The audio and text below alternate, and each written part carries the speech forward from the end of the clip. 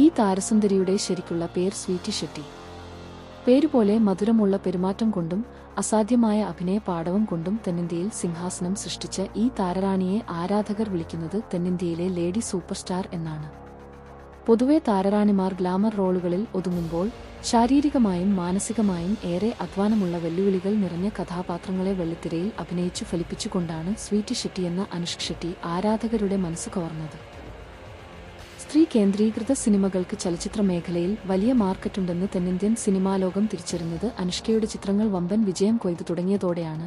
1981 November 7 N vital ഷെട്ടിയും പ്രഫുല്ല ഷെട്ടിയുടെയും മകളായി കർണാടകയിലെ മംഗലാപുരത്താണ് അനുഷ്ക ജനിച്ചത്.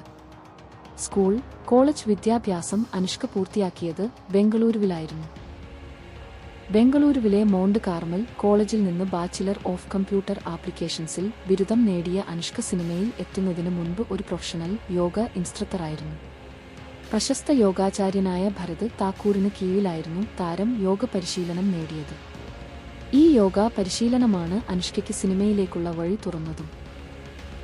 സിനിമാ പശ്ചാത്തലമൊന്നും അവകാശപ്പെടാനില്ലാത്ത അനുഷ്കയ്ക്ക് ആദ്യ സിനിമയിൽ അവസരം നൽകിയത് തെന്നിന്ത്യൻ സിനിമാലോകത്തെ, പ്രത്യേകിച്ച് തെലുങ്ക് സിനിമയിലെ ഏറ്റവും പ്രശസ്തനായ സംവിധായകനും തിരക്കഥാകൃത്തുമായ പുരി ജഗന്നാഥും തെലുങ്ക് സിനിമയിലെ സൂപ്പർ താരമായ നാഗാർജുനയുമാണ്.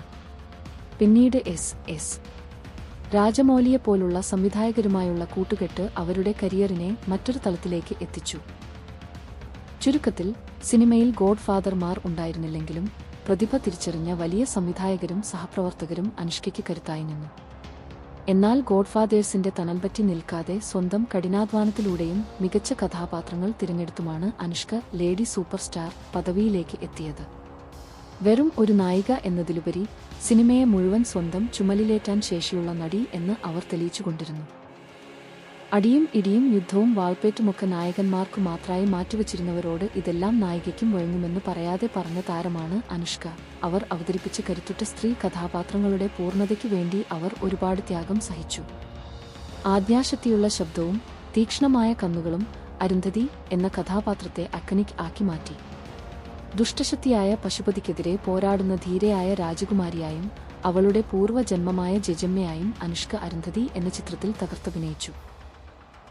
ബാഹുബലി എന്ന രാജമൗലി ചിത്രത്തിൽ തടവറയിൽ ചങ്ങലക്കിടപ്പെട്ട വൃദ്ധയായും അസാമാന്യ വാൾപ്പേറ്റ് വഴങ്ങുന്ന യുവരാജകുമാരിയായും 2 ഗെറ്റപ്പുകളിൽ അവർ തിളങ്ങി. രാജ്യം ഭരിക്കാനായി പുരുഷവേഷം ധരിക്കേണ്ടിവരുന്ന ഒരു ഭരണാധികാരിയുടെ ആത്മസംഘർഷങ്ങളും യുദ്ധരംഗത്തെ വീര്യവും രുദ്രമാദേവി എന്ന ചിത്രത്തിൽ അവർ അഭിനയിച്ചു ഫലിപ്പിച്ചു.